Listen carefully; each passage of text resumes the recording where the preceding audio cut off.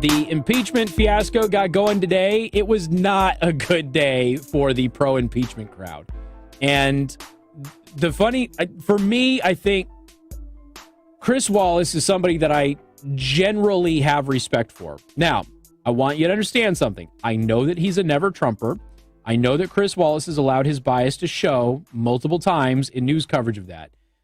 But Chris Wallace today said that Ambassador Taylor's testimony was damaging to President Trump today. If you watched any of the clips from today, or you watched the entire thing, you watched Ambassador Taylor have his backside handed to him, not be able to formulate a thought, not be able to get through his monologue, his opening statement, which is 41 minutes long. Whoa, droned on. You watched him lose his train of thought several times to where the person who is leading, the lawyer, who is a conspiracy theorist himself, the lawyer who is leading the hearing for the Democrats, had to literally correct his own witness and tell his witness to say something that he didn't just say. So you saw all of this happen with Ambassador Taylor. And then you had Ambassador Taylor say specifically that he wasn't there to answer any questions about any impeachable offense.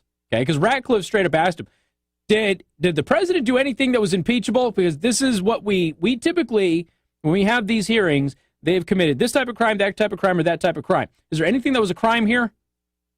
And is there an impeachable offense here? And they would not answer that question until finally Taylor said, I'm not here to address that. So it was real bad. He also admitted that he didn't hear anything. He heard from other people that some things may or may not have happened. Those people contradicted him. It was a terrible day.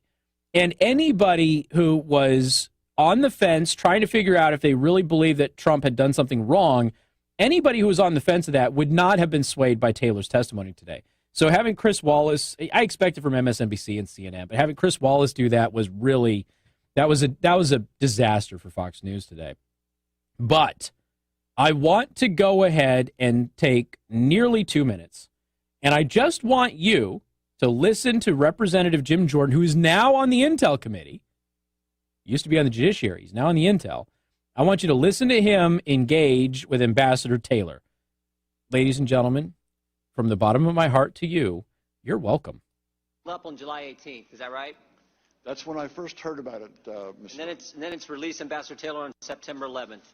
And we know that from your deposition, in those 55 days that aid is delayed, you met with President Zelensky 3 times.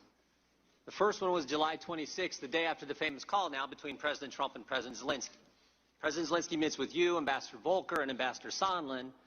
And again, according to your deposition and your testimony, there was no linkage of security assistance dollars to investigating Burisma or the Bidens. Second meeting is August 27th. Again, in this 55-day time frame, second meeting is August 27th. President Zelensky meets with you and Ambassador Bolton and others. And again, there's no linkage of dollars, security assistance dollars, to an investigation of the Bidens. Then, of course, the third meeting is September 5th. President Zelensky meets with you and Senators Johnson and Murphy. And once again, there is no linkage of security assistance dollars to an investigation of Burisma or the Bidens. 3 meetings with the president of Ukraine, the new president, and no linkage. That's accurate? Ms. Jordan, it's certainly accurate on the first two meetings because, to my knowledge, the Ukrainians were not aware of the hold on assistance until the 29th of August. So the Politico article.